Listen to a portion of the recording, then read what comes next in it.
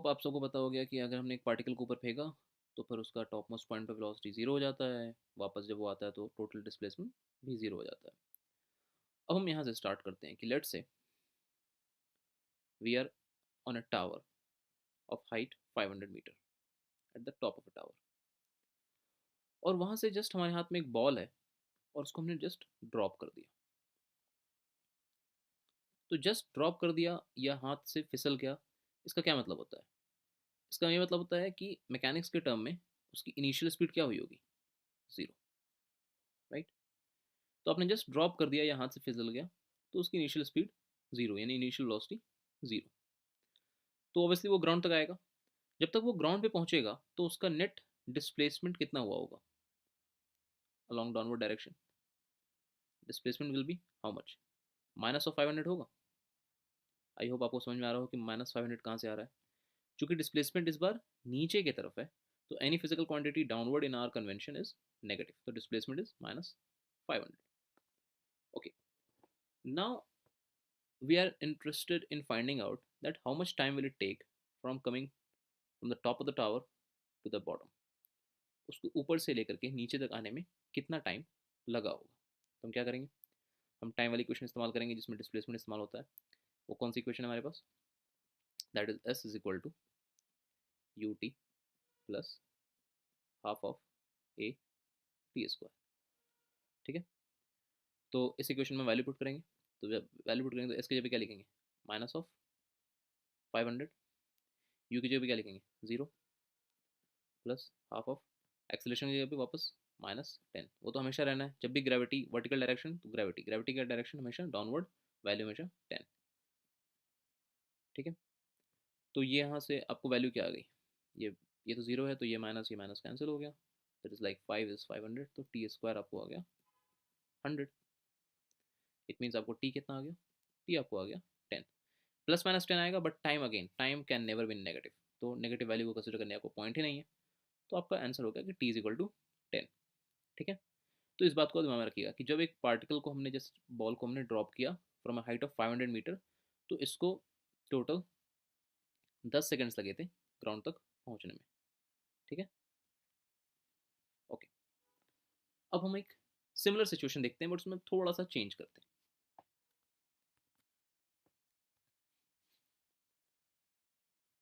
इस बार अगेन आप एक टावर पे खड़े हैं और टावर की हाइट ग्राउंड से अगेन 500 मीटर है।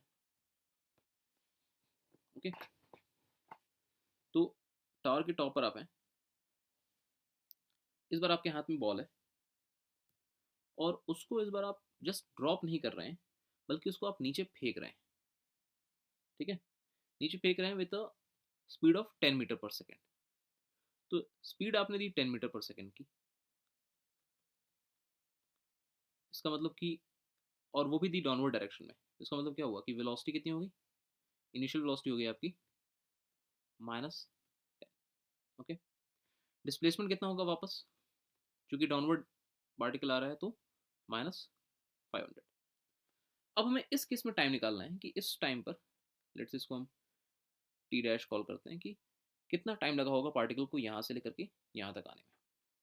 तो अगेन हम कौन सा इक्वेशन इस्तेमाल करेंगे? S equal to U T plus half of A T square.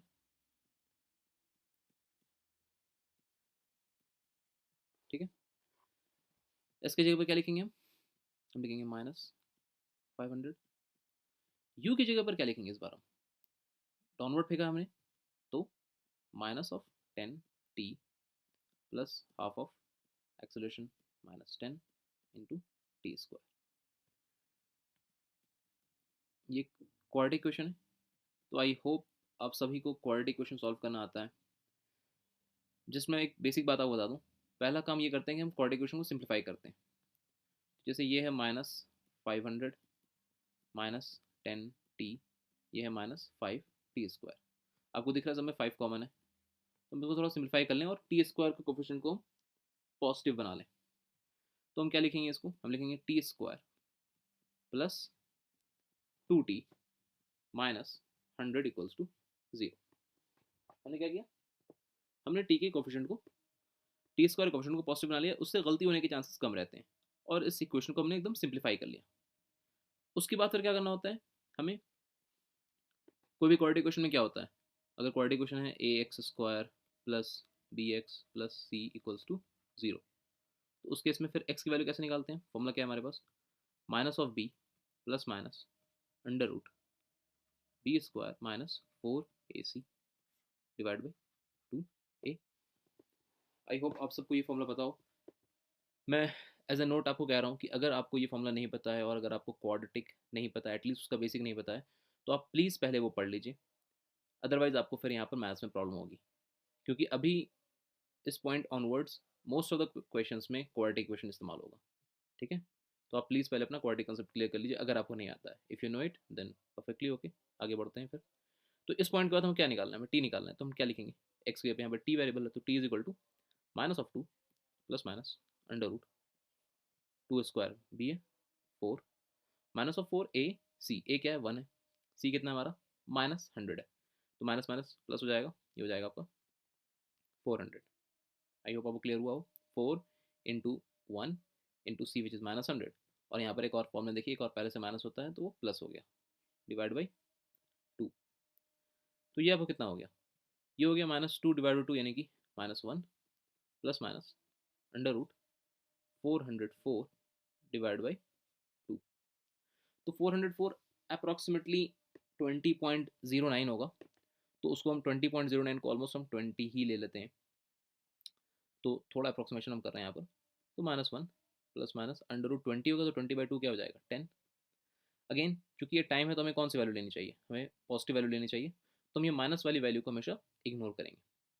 लेकिन जब भी आप क्वाड्रेटिक सॉल्व कीजिएगा तो हमेशा ऐसा होगा कि दो वैल्यूज आएंगी, तो अगर वो दोनों वैल्यूज में से टाइम आप सॉल्व कर रहे हैं और एक वैल्यू पॉजिटिव आ रही है एक वैल्यू नेगेटिव आ रही है, तो हमेशा हमें क्या करना है, नेगेटिव को इग्नोर करना है।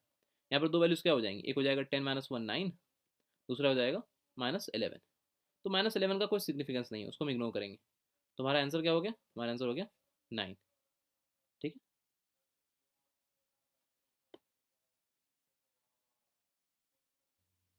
ओके। तो हम यहाँ पर क्या करेंगे, -11 को इग्नोर करेंगे, टाइम हमारा हो गया 9 सेकेंड्स। तो आपको अगर पिछला केस याद हो तो आपको दिमाग में है कि पिछले केस में हमने क्या किया था।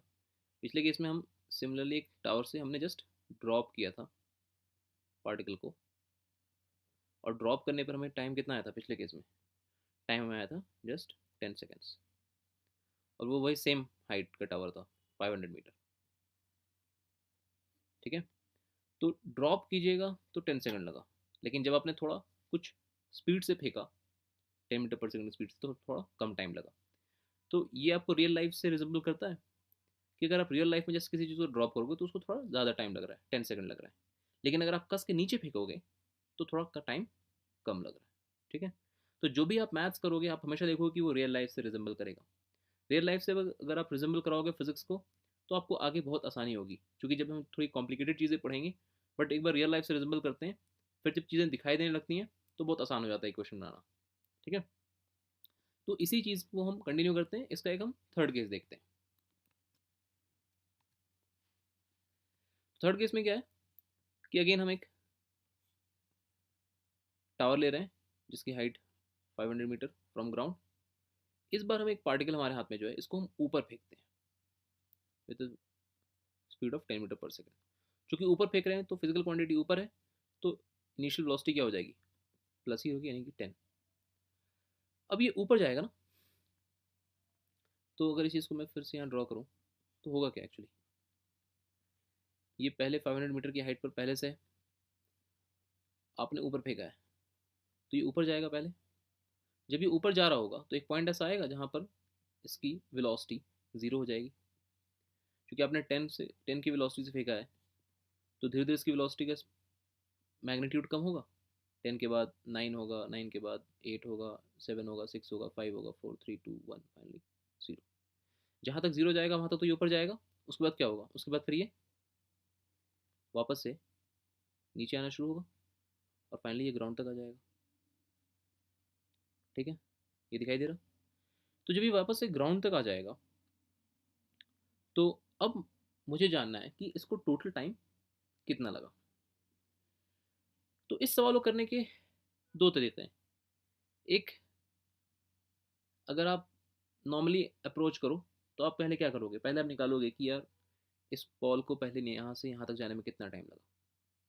ठीक है, मान लो वो टाइम आएगा T1 है ना, 500 मीटर की हाइट से मैक्सिमम हाइट तक। फिर उस मैक्सिमम हाइट से ग्राउंड तक आने में कितना टाइम लगा, वो मान लीजिए आपको टाइम आएगा T2। तो आपका टोटल टाइम यहाँ से लेकर के ग्राउंड तक आने का टोटल टाइम क्या हो जाएगा, वो हो जाएगा T1 प्लस T2। ठीक है, ये एक तरीका होगा। हम इतना मेहनत क्यों करें जब हमें जो दिखाई दे रहा है कि ये इस पूरे जर्नी में एक्सेलरेशन क्या है, एक्सेलरेशन इज -10। तो इस पूरे जर्नी में एक्सेलरेशन कांस्टेंट है। जब इस पूरे जर्नी में एक्सेलरेशन कांस्टेंट है तो हम इनिशियल पॉइंट और फाइनल पॉइंट इनके बीच में एक ही रिलेशन लिख सकते हैं ना, क्योंकि वही तो हमारा कंस्टेंट था कि एक्सेलरेशन शुड बी कांस्टेंट। तो अगर हम एक ही रिलेशन लिखें तो हमें बस क्या करना है, हमें सारे वैल्यूज पुट करने हैं। तो इस बार इनिशियल वेलोसिटी तो आपको दी हुई ऑलरेडी 10। अब सोचिए कि डिस्प्लेसमेंट क्या होगा इस बार। Displacement is line joining from initial to final. तो वापस से वो लाइन क्या है, वो लाइन वही -500 है जो कि हर बार हो रहा था पिछले दो केसेस से। भले ये पहले ऊपर गया हो फिर नीचे आया हो, बट अल्टीमेटली इनिशियल पॉइंट से फाइनल पॉइंट के बीच में ये कितना मूव किया, नेट डिस्प्लेसमेंट वो 500 मीटर ही मूव किया। और चूंकि नीचे की तरफ मूव किया इसलिए डिस्प्लेसमेंट क्या होगा, -500। ठीक है, तो पिछले दोनों केसेस में डिस्प्लेसमेंट और डिस्टेंस सेम था क्योंकि कभी डायरेक्शन चेंज करने की ज़रूरत नहीं पड़ी।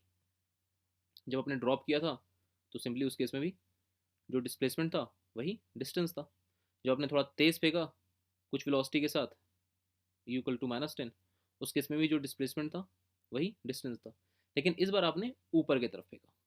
जब आपने ऊपर की तरफ फेंका तो एक बार क्या हुआ, ये पहले ऊपर गया, एक पॉइंट पे वेलोसिटी इसकी 0 हुई, तब ये ऊपर से नीचे आना शुरू किया। तो आपको जब आप आगे से क्वेश्चन आएगा तो आपको इतना नहीं सोचना है, आपको सिंपली देखना है कि वर्टिकल मोशन हो रहा है, ग्रेविटी तो हर जगह एक ही है। तो बस आपको देखना है कि इनिशियल पोजीशन क्या है, फाइनल पोजीशन क्या है, इन दोनों के बीच के डिस्टेंस कितना है ना, डिफरेंस वो क्या होगा, वो डिस्प्लेसमेंट होगा। अगर फाइनल पोजीशन इनिशियल पोजीशन से नीचे है यानी कि नेट डिस्प्लेसमेंट डाउनवर्ड है तो वो माइनस साइन के साथ होगा। अगर ऊपर है तो नेट डिस्प्लेसमेंट पॉजिटिव होगा। तो हम यहाँ पे क्या करें, सीधा एक इक्वेशन लिखें हम।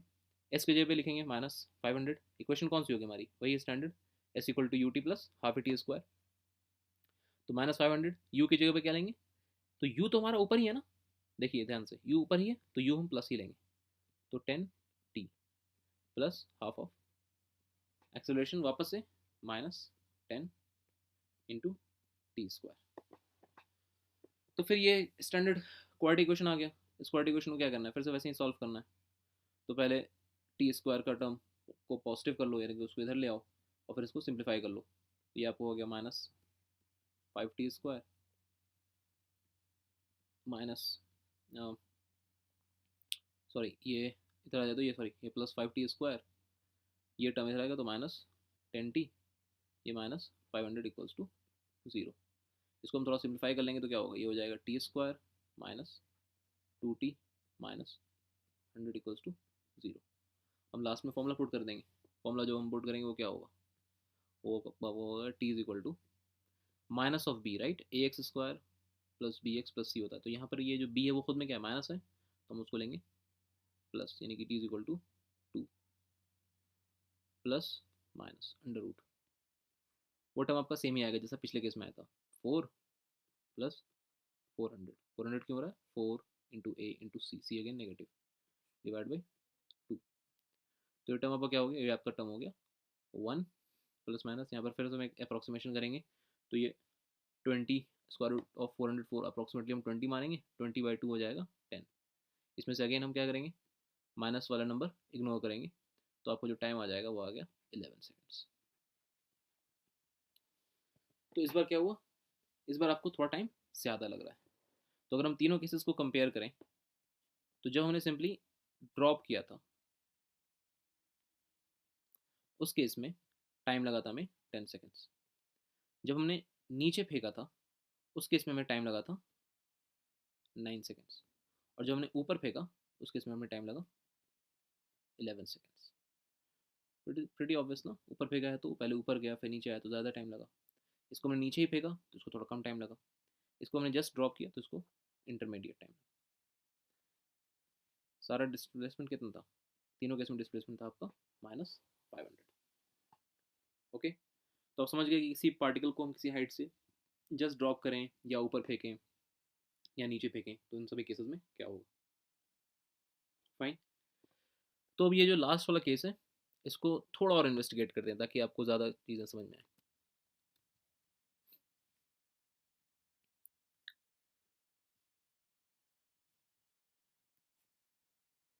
तो ये हम ऑलरेडी 500 मीटर की हाइट पर थे।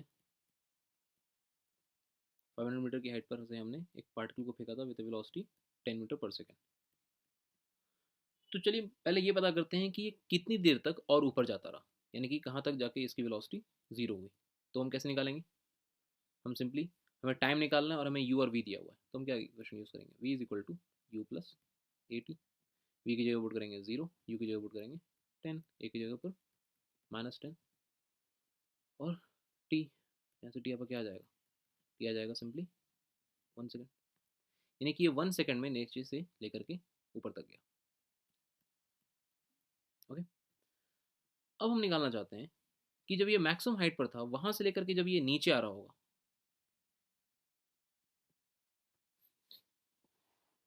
तो इसको टोटल टाइम कितना लगा। तो वो टाइम कितना होना चाहिए, पिछले किस, ये प्रीवियस ही क्वेश्चन है, तो टोटल टाइम हमें ऑलरेडी पता है कितना है। टोटल टाइम हमें लगा था 11 सेकेंड, राइट, अप्रॉक्सीमेटली 11 सेकेंड। यानी कि यहाँ से लेकर यहाँ तक आने में कितना टाइम लगा होगा, 10 सेकेंड्स टाइम लगे होंगे। फाइन। चलिए अब मुझे जरा बताइए सोच करके कि जब ये वापस आ रहा था और जब ये इस हाइट तक वापस से पहुंचा होगा ना, अपने इनिशियल पोजीशन वाली हाइट पर, तो उस टाइम पर इसकी वेलोसिटी क्या हुई होगी, यहाँ पर इस पॉइंट पर वापस से इसी हाइट पर, उस पॉइंट पर इसकी वेलोसिटी क्या हुई होगी, आप सोचिए। तो अगर आपको इस पॉइंट पर वेलोसिटी निकालनी है तो आप सिंपली क्या करोगे, आप सिंपली सोचो कि यहाँ से ये जर्नी स्टार्ट हुई और अभी फिलहाल यहीं तक हम पहुँचे हैं, तो यानी कि यह ऊपर गया है और वापस से नीचे आया है। तो जिस हाइट पर ये था पहले उसी हाइट पर अभी भी है, यानी कि नेट डिस्प्लेसमेंट क्या हुआ है, ज़ीरो है उस पॉइंट तक, क्योंकि यहाँ से यहाँ तक गया और फिर यहाँ से यहीं तक आया है ना, तो नेट डिस्प्लेसमेंट क्या है, ज़ीरो है। तो हम सिंपली क्या करेंगे, हम सिंपली लगा देंगे V square equal to U square plus 2a s। V हमें निकालना है, यू हमें ऑलरेडी गिवन है 10, तो 10 का स्क्वायर कितना होगा 100, प्लस 2, एक्सलेशन कितना है -10, और एस कितना है, एस है वापस से क्या है, एस जीरो है इस पॉइंट पर, तो इसको जब हम जीरो पुट कर देंगे, इसको जब जीरो पुट करेंगे टर्म क्या हो जाएगा, जीरो हो जाएगा। तो वी आपका क्या आ गया, वी स्क्वायर 100 आया, तो वी विल बी +-10। तो हमें दिखाई दे रहा है ना कि ये नीचे आ रहा है, तो वेलोसिटी वापस से क्या हो गई, -10 हो गई। तो जिस वेलोसिटी से हम फेंकते हैं, जब वापस पार्टिकल उसी हाइट पर आता है तो हमेशा वेलोसिटी उतनी ही होती है, सिर्फ डायरेक्शन ऑपोजिट हो जाता है। तो आप सेम लॉजिक सोचिए कि जब ये मान लीजिए कुछ यहाँ पर इसकी वेलोसिटी 5 हुई होगी, तो जब यहाँ पहुँचा होगा सेम हाइट पर, तो उस टाइम पर वेलोसिटी क्या हुई होगी, -5। यहाँ पर जब इसकी वेलोसिटी 4 हुई होगी, जब यहाँ पहुँचेगा रिटर्न जर्नी में, उस टाइम उसकी वेलोसिटी क्या हुई होगी, -4। तो यही चीज़ एकदम सिमेट्रिकली चलती रहती है। और ऐसा क्यों हो पा रहा है, ऐसा इसलिए हो पा रहा है क्योंकि एक्सेलरेशन जो है हमारा वो कांस्टेंट मेंटेन्ड है। ठीक है। तो हमेशा वर्टिकल मोशन में यही होगा कि जब भी आप किसी पार्टिकल को ऊपर फेंकोगे और वापस पार्टिकल वो नीचे आएगा, तो सेम हॉरिजॉन्टल वर्टिकल लेवल पर हमेशा हाइट सेम रहती है, तो उस टाइम पर मैग्नीट्यूड ऑफ वेलोसिटी भी हमेशा सेम रहेगी। ये v1, ये v2, ये v3, ये v4 है। तो रिटर्न जर्नी के टाइम पर ये -v1, ये -v2, ये -v3, ये -v4 रहेगा।